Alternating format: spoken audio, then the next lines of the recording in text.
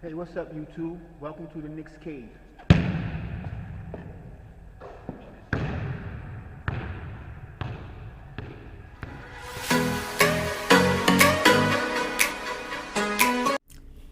112. That's right, 112. And I'm not talking about the R&B group.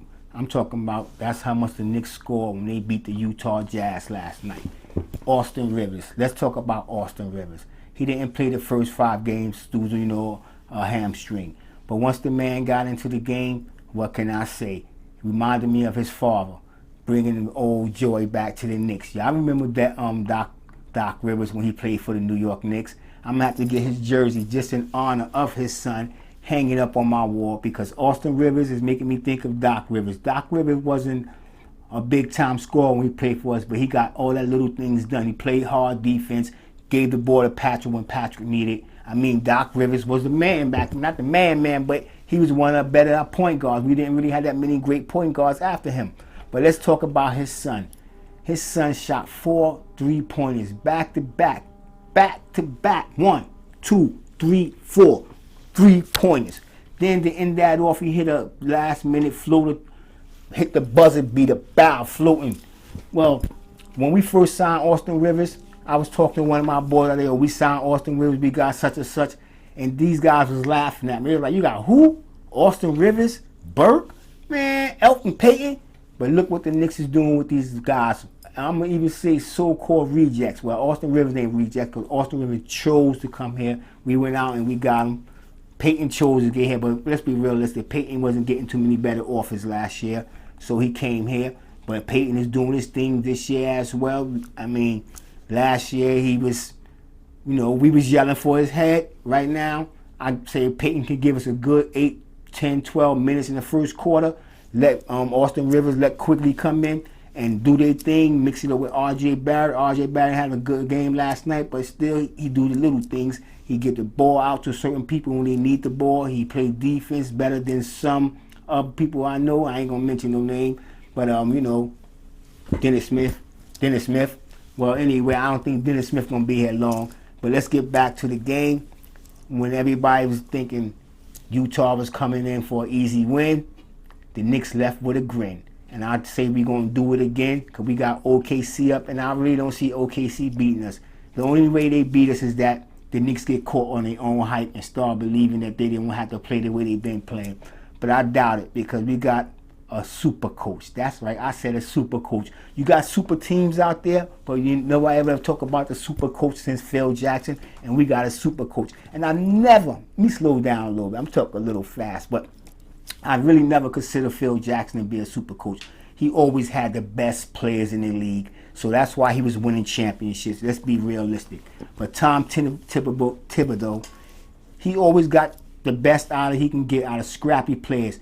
And to be honest, he made Jimmy Butler. I mean, he may have overworked Derrick Rose, but he made Derrick Rose too. You know what I'm saying? So he's here in New York, and he's making R.J. Barrett into a better player. And look what he's doing with Randall. Randall was damn near dropping a triple-double every other night. Every other night. You know what I'm saying? When we signed him last year, people were like, oh, there go the Knicks again, overreaching on players. But Randall has always been a good player. He didn't play defense well. He still don't play defense well. He's playing defense well. I'm not even going to say that. He's playing team defense well and individual defense. I mean, the coach Thibodeau, like I said, we got a super coach. And he got these guys believing in himself. He got these guys playing like they coming right out of high school, going into college and trying to get another contract. You know what I'm saying? So I'm going to tell all you haters, the Knicks is going to be number 4 or number 5 in the playoffs. That's right. I said it. You heard it here first. The Knicks is going to the playoffs. The Knicks is going to the playoffs. You know what I'm saying? So Derek, what? Who I'm talking about Derek? I'm sorry. Oh, I was thinking about that guy, Derek Favors. He was getting a little rough with our players, a little block. He was handling RJ. That's why RJ really didn't have a good game. Every time he came down, Favors was getting a little block off. But like I said, RJ Barrett is going to be a superstar in this league. The Knicks is going to be one of them teams in the next 2 years where they be talking about like they talk about the Lakers. I mean the Fakers. I mean the Lakers. That's for you, older jackets. Otis Jackson, you and your bum ass Lakers. I don't care if they won a championship, and I don't care if they got my favorite player, LeBron James. But the Knicks is doing their thing. We coming for all you sucker ass teams who think y'all the best in the East. We gonna show y'all we the beast. New York City is about to be back on the map. I'm gonna see all these hating fake ass New York fans, niggas, running around here, running around here yelling Knicks, Knicks, Knicks, going out buying jerseys, going out buying hats, when last year they was talking trash. I know. I'm going to see y'all. It's inedible. You know, y'all going to come out with y'all jerseys. Y'all going to have your hats. Y'all going to have your t-shirts. Soon as summertime come, soon as the Knicks come in the playoffs, we might not win the championship. Well, we ain't going to win the championship.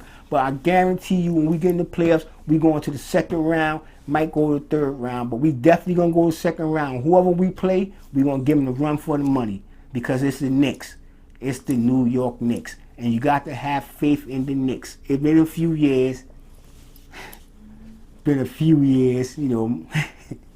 Been so long. My son don't even know about a winning team, and he's like 24. So it's been over 20 years since the Knicks been doing their thing. But I've been riding and dying with them all that time, and I'm gonna stay riding and die with them. You know what I'm saying? The New York Knicks. You ain't a New Yorker if you ain't a Knicks fan, and I'm gonna say it just like that. You're not a New Yorker if you're not a Knicks fan. You can run downtown. Yep, because I'm from New York and Brooklyn. You can go down there, walk around Barclays Center, go shopping at Target, go outside. But you're not a New Yorker if you're not a Knicks fan. If you're running with the Brooklyn Nets, you're not a New Yorker. You're not a New Yorker. You're just a person that live in Brooklyn. You probably moved here from North Carolina somewhere, and just bandwagon riding the jocks of real New Yorkers, but you picked the wrong team. And for you people that are born and raised in Brooklyn and New York and still running with the Nets, go to Georgia. Root for the Atlanta Hawks. Let's go Knicks.